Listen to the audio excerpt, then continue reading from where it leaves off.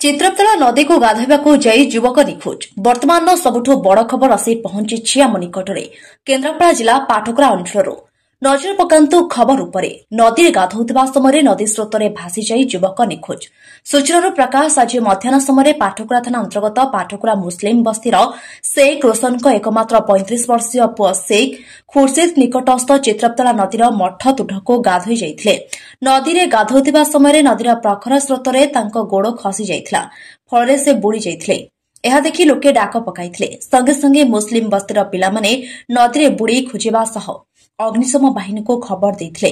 खबर पाई घटनास्थଳରେ गरजपुर अग्निशम बाहिनी और पाटकुरा पुलिस पहुंचीथिले।